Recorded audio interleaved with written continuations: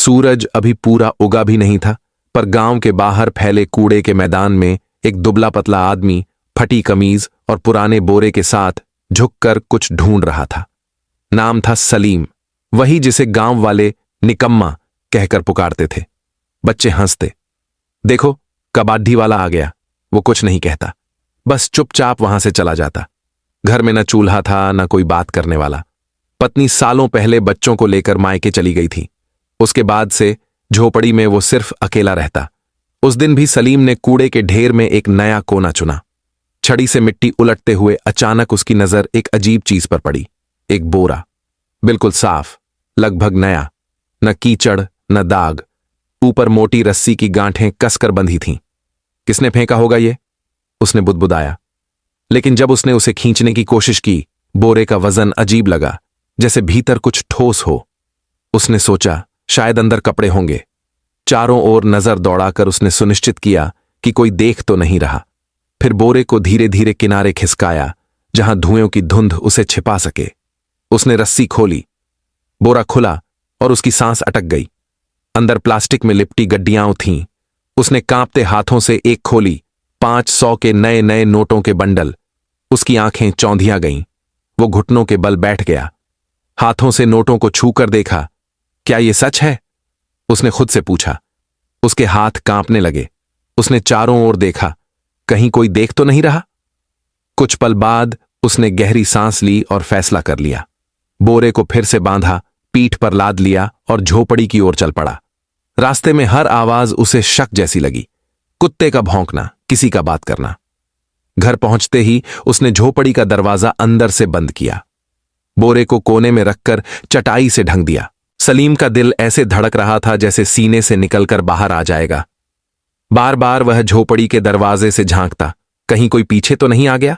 जब उसे यकीन हुआ कि आसपास कोई नहीं है, तो वह धीरे से बोरे के पास बैठ गया। हाथ कांप रहे थे, लेकिन हिम्मत जुटाकर रस्सी खोली। जैसे ही बोरा खुला, अंदर की चमक ने उसकी आंखें चौंधिया दी। नोटों की गड्डियां, एक से एक ताजा, नई। सलीम ने एक गड्डी निकाली और गिनना शुरू किया। गिनते गिनते उसके होंठ सूख गए। सिर्फ एक गड्डी में 1 लाख रुपए। उसने अंदाजा लगाया, कम से कम 30-40 करोड़ तो होंगे। यह सोचते ही उसका दिमाग सुन्न पड़ गया। इतना पैसा कोई आम आदमी नहीं छोड़ सकता। वह बुदबुदाया। उसके भीतर डर की लहर दौड़ गई। कहीं ये किसी बड़े आदमी, किसी नेता या गुंडे का तो नहीं। अगर उन्होंने ढूंढना शुरू किया तो क्या होगा? इस ख्याल से उसका शरीर पसीने से तर हो गया। सलीम ने गड्डियां वापस रख दी, बोरा बांधा और मिट्टी पर बैठ गया। सिर पकड़कर सोचने लगा। दिल में एक तरफ खुशी थी कि सालों की गरीबी अब खत्म हो जाएगी, इलाज करा सकेगा, नया घर बना सकेगा, इज्जत की जिंदगी जी सकेगा। पर दूसरी तरफ डर उसे भीतर से कुतर रहा था। अगर किसी को पता चल गया तो लोग उसे चोर कहेंगे, पुलिस पकड़ लेगी या असली मालिक आ जाएगा। रात भर वो जागता रहा। उसने खुद को तसल्ली दी, अगर कल सिर्फ एक गड्डी निकालकर इलाज करवा लूं तो किसी को क्या पता चलेगा। डॉक्टर ने पहली बार उसे इज्जत से बैठाया, दवाइयां दी और कहा, इलाज मुमकिन है। सालों बाद सलीम के चेहरे पर एक सच्ची मुस्कान आई। वो समझ गया, यह दौलत उसका इम्तिहान है, वरना वरदान नहीं।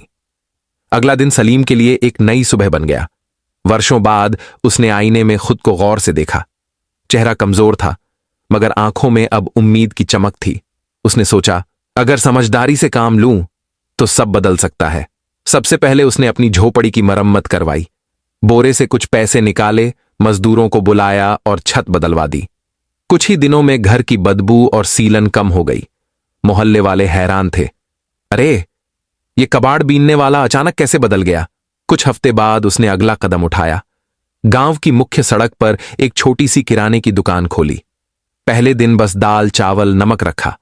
खुद दुकान पर बैठा, आने वालों को मुस्कुराकर सलाम किया। शुरुआत में लोग झिझके, मगर धीरे धीरे आने लगे। दुकान चल निकली। आटे की बोरियां, तेल के डिब्बे, मसाले, साबुन, सब कुछ बिकने लगा। सलीम ने उस पूरे दौर में बड़ी सतर्कता बरती। उसके पास अचानक आई दौलत किसी रहस्य से कम नहीं थी, पर उसने कभी उसका दिखावा नहीं किया। वह जानता था, अगर जरा भी चमक दमक दिखी तो लोग सवालों की बौछार कर देंगे। इसलिए बाहर से वह अब भी वही सीधा सादा दुकानदार दिखता था जो हर ग्राहक को मुस्कुराकर क्या चाहिए भैया कहता था। लेकिन भीतर वह जानता था कि उसकी पुरानी बोरी में इतनी पूंजी छिपी है कि न सिर्फ उसकी बल्कि कई जिंदगियों की दिशा बदल सकती है। कभी कभी मोहल्ले की बुजुर्ग औरतें उससे कहती, सलीम भैया तुम तो बहुत बदल गए हो। वह बस मुस्कुरा देता, लेकिन भीतर एक मीठा गर्व उमड़ पड़ता। आखिर किसे बुरा लगता है जब दुनिया आपके बदलाव को देखती है। धीरे धीरे उसने कारोबार बढ़ाया। कुछ महीनों बाद उस बोरी से थोड़ा और पैसा निकाला और एक छोटा सा गोदाम शुरू किया।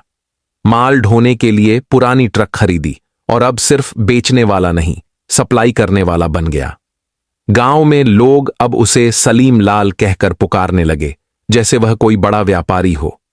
पर तरक्की के इस सफर के बीच एक डर हमेशा उसके भीतर जीवित रहा।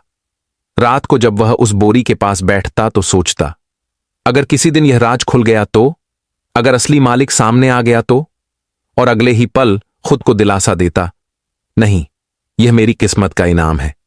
मैंने सालों की बेबसी सही है, यह मेरी मेहनत का फल है, किसी का हक नहीं छीना। समय के साथ सलीम खुद भी बदल गया था। जो आदमी कभी भीड़ में सिर झुकाकर चलता था, अब सीधा चलता था, आत्मविश्वास से भरा हुआ। उसकी आवाज में अब झिझक नहीं, ठहराव था। दिन में वह दुकान संभालता, शाम को गोदाम देखता और रात में बोरी के पास बैठकर अगले दिन की योजना बनाता। वह अब अपने पुराने सलीम से कहीं आगे निकल चुका था, मगर यह भी सच था, तरक्की के बीच भी एक खालीपन उसके भीतर अब भी गूंजता था। एक शाम जब वह थका हारा दुकान बंद करके लौटा तो दरवाजे पर दो चेहरे खड़े थे, परिचित पर दूर चले गए चेहरे। उसकी पत्नी अनिता और दोनों बच्चे। बच्चे अब बड़े हो चुके थे, मगर उनके चेहरे पर हिचक और शर्म की छाया थी। अनिता की आंखें भीगी हुई थीं। सलीम, उसने धीमे से कहा, हमसे गलती हुई थी, हालात ने मजबूर कर दिया था, तुम्हें छोड़कर जाना ठीक नहीं था। सलीम के कदम जैसे जमीन में धंस गए। एक पल को समय ठहर गया। उसे वे दिन याद आए जब बीमारी ने उसे तोड़ दिया था।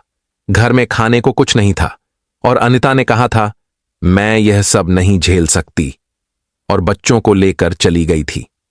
वह वही रात थी जब सलीम का सब कुछ बिखर गया था। अब वही अनिता उसके दरवाजे पर थी। बच्चे आगे बढ़े और बोले, बाबा हमें माफ कर दीजिए, अब हम आपके साथ रहना चाहते हैं। सलीम का दिल कांप उठा। एक तरफ वह पिता था जिसे बच्चों को गले लगाने की चाह थी, दूसरी तरफ वह वही टूटा हुआ इंसान था जिसे छोड़ दिया गया था। क्या उनका लौटना सच में मोहब्बत थी, या अब दौलत की चमक उन्हें वापस खींच लाई थी? यह सवाल उसे भीतर तक चुभ गया। उसने ठंडे स्वर में कहा, जब मैं खाली हाथ था तुम सब चले गए थे, अब जब मेरे पास कुछ है तो लौट आए हो। क्या यह प्यार है या लालच? अनिता की आंखों से आंसू बह निकले। नहीं सलीम, अब हम सच में पछता रहे हैं, बच्चों को तुम्हारा साया चाहिए। सलीम ने निगाहें झुका ली। भीतर ज्वालामुखी सी हलचल थी। वह जानता था कभी कभी माफ करना आसान होता है, लेकिन भूलना नहीं। आखिर उसने कहा, बच्चे मेरे हैं और उनका हक कोई नहीं छीन सकता। मैं उनकी पढ़ाई, उनका भविष्य संभालूंगा। लेकिन अनिता, हमारे बीच जो दीवार खड़ी हो गई है वह अब कभी नहीं गिरेगी। अनिता चुप रह गई। बच्चों की आंखों में राहत थी, कम से कम पिता फिर से उनके जीवन में थे। पर सलीम के दिल का पुराना घाव फिर हरा हो गया।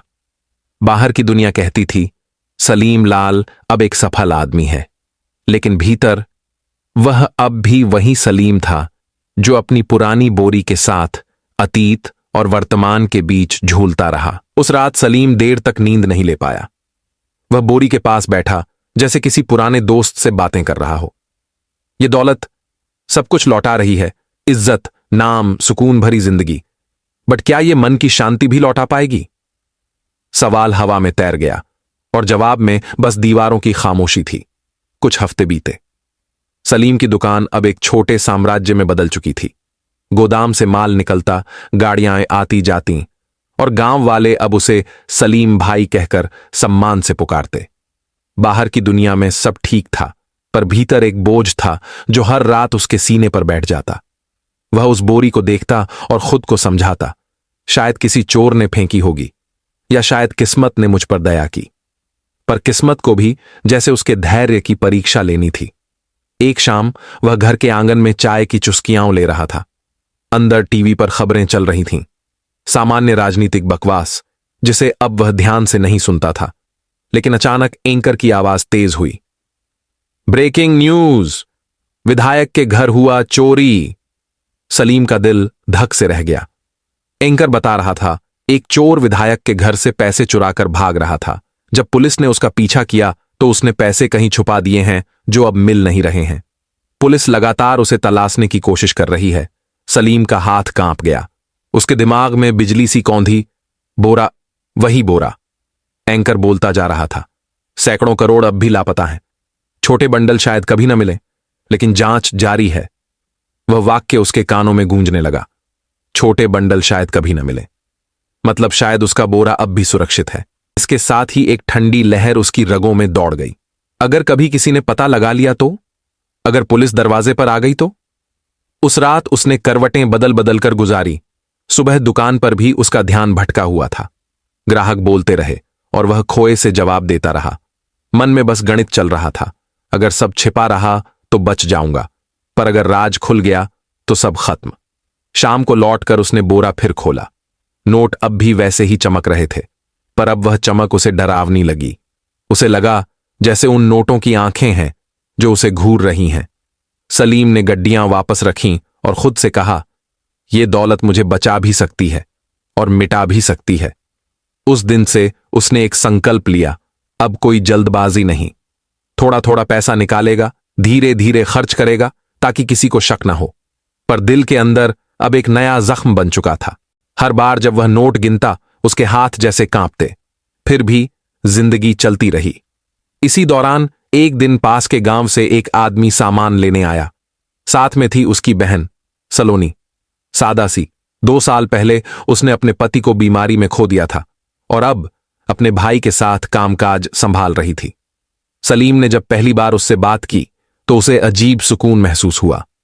सलोनी की बातों में न कोई दिखावा था, न कोई मतलब। वह सलीम को एक व्यापारी नहीं, एक इंसान की तरह देखती थी। धीरे धीरे वह दुकान पर आने लगी, कभी भाई के साथ, कभी अकेली। हर बार उसके लहजे में एक सहज विनम्रता होती जो सलीम के दिन की थकान उतार देती। एक दिन सलोनी ने मुस्कुराते हुए कहा, आप बहुत मेहनती हैं सलीम जी, गांव में सब आपकी इज्जत करते हैं। सलीम उस पल बस मुस्कुरा दिया, लेकिन उसके भीतर एक अनकहा एहसास जागा। शायद पैसा इंसान को सुरक्षित कर सकता है, मगर किसी का अपनापन ही उसे जिंदा रखता है। जब सलोनी ने मुस्कुराते हुए कहा, आप बहुत इज्जतदार इंसान हैं, तो सलीम के भीतर कुछ पिघल गया। बरसों बाद किसी ने सम्मान दिया था, वो भी एक सुंदर औरत ने। उसके सीने में जैसे ठंडक उतर गई। धीरे धीरे दोनों के बीच एक नर्म रिश्ता पनपने लगा।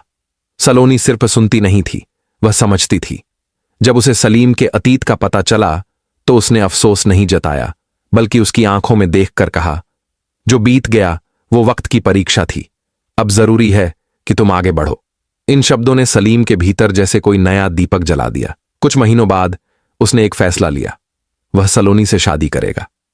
गांव में यह खबर सुनते ही तरह तरह की बातें होने लगीं। किसी ने ताना मारा, कबाड़ बिनने वाला अब नई बीवी लाएगा, तो किसी ने हंसते हुए कहा, चलो अब इस बेचारे की जिंदगी में रोशनी तो आई। सलीम ने किसी बात का जवाब नहीं दिया। वह जानता था यह शादी सिर्फ साथ पाने के लिए नहीं, बल्कि खुद को नया जीवन देने के लिए है। शादी बहुत सादगी से हुई, ना बैंड बाजा, ना दावतों की भीड़, बस 2 साक्षी, कुछ फूल और 2 दिलों की नई शुरुआत। सलोनी के आने के बाद सलीम का घर जैसे सांस लेने लगा। जब सलीम दुकान से थका हारा लौटता तो सलोनी मुस्कुराकर दरवाजा खोलती। वो मुस्कान न महंगी थी न बनावटी। इन छोटी छोटी बातों ने सलीम को वो सुकून दिया जो किसी दौलत से नहीं खरीदा जा सकता। फिर भी जब रात गहराती और सलोनी सो जाती, सलीम का मन फिर उसी बोरी के पास जा बैठता। वह बोरी उसे चैन नहीं लेने देती थी। हर बार नोटों की चमक उसे यह याद दिलाती, यह दौलत पवित्र नहीं है। वह सोचता, अगर यह पैसा किसी जुर्म से जुड़ा है तो इससे मुझे शांति कैसे मिल सकती है। यही विचार धीरे धीरे उसे एक बड़े फैसले तक ले गए। सलीम ने ठान लिया, अब यह पैसा सिर्फ उसका नहीं रहेगा, ये दूसरों के लिए काम आएगा। उसे अच्छी तरह याद था कि गरीबी कैसे इंसान की इज्जत तक छीन लेती है। वो ताने, वो उपेक्षा, वो दिन जब क्लिनिक का मुलाजिम उसे हिकारत से देखता था, वो सब उसकी यादों में अब भी जिंदा थे। और फिर एक सुबह उसने पहला कदम बढ़ाया। गांव की पुरानी मस्जिद बारिश में टपकती थी। नमाजियों को अक्सर छाते लेकर अंदर जाना पड़ता था। सलीम ने चुपचाप चंदा देना शुरू किया। जब रकम काफी हो गई तो उसने अपना नाम सामने रखा। गांव में खलबली मच गई। वही सलीम जो कचरा बीनता था, इतना पैसा कहां से आया? कुछ ने ताना मारा, कुछ ने शक जताया, शायद जुए में जीता होगा। लेकिन जैसे जैसे मस्जिद की दीवारें उठती गईं, सलीम की नीयत साफ होती गई। लोगों ने देखा वह दिखावे के लिए नहीं, सच्चे मन से मदद कर रहा है। धीरे धीरे आलोचनाएं थम गईं और गांव के लोग अब उसे सलीम मियां कहकर सम्मान देने लगे। वो आदमी जिसे कभी समाज ने ठुकरा दिया था, अब समाज का सहारा बन गया था। सलीम ने अपने जीवन में एक और बड़ा कदम उठाया। इस बार उसने पैसे से नहीं, दिल से निवेश करने का फैसला किया। उसने घोषणा की, मैं गांव में एक स्कूल खोलूंगा जहां हर गरीब बच्चा बिना फीस के पढ़ सकेगा। लोगों ने पहले तो सोचा यह बस एक भावनात्मक बयान है, लेकिन जब नींव की पहली ईंट रखी गई तो सब समझ गए। सलीम अब सिर्फ व्यापारी नहीं रहा, वह गांव का रहनुमा बन चुका था। सलोनी ने भी उसका साथ दिया, कंधे से कंधा मिलाकर। कुछ युवा शिक्षक मामूली वेतन पर पढ़ाने को तैयार हो गए। कोई कहता यह तो चमत्कार है, कोई दुआ देता खुदा ऐसे लोगों को सलामत रखे। सलीम ने बाकी बचे हुए पैसे और भी व्यापार में लगा दिया और ऐसे करते करते वो अब सच में एक बहुत अमीर आदमी बन गया। अब उसे उस बोर की कोई जरूरत नहीं थी। अब उसकी कमाई ही इतनी ज्यादा थी कि वो अब अरबों में बिजनेस करता, लेकिन फिर भी वो अल्लाह का शुक्र अदा करता और गरीबों की मदद करता। उसने अपनी पहली बीवी और बच्चों को लंदन में एक बद्धा सा बंगला और एक होटल बनवा कर दे दिया। उसकी पहली बीवी भी अपने बच्चों के साथ खुश रहने लगी। अगर आपको भी सलीम की ये कहानी सोचने पर मजबूर करती है कि सच्चाई, पछतावा और भलाई के बीच इंसान का असली संघर्ष क्या होता है, तो एक लाइक जरूर करें। कमेंट में बताइए, अगर आप सलीम की जगह होते तो क्या करते? क्या गलत पैसे से की गई भलाई सही मानी जा सकती है? आपकी राय हमारे लिए बहुत कीमती है। और हां, ऐसी ही दिल छू लेने वाली कहानियां देखने के लिए चैनल को सब्सक्राइब करें और नोटिफिकेशन ऑन कर लें ताकि अगली कहानी सीधे आपके मोबाइल स्क्रीन पर पहुंचे।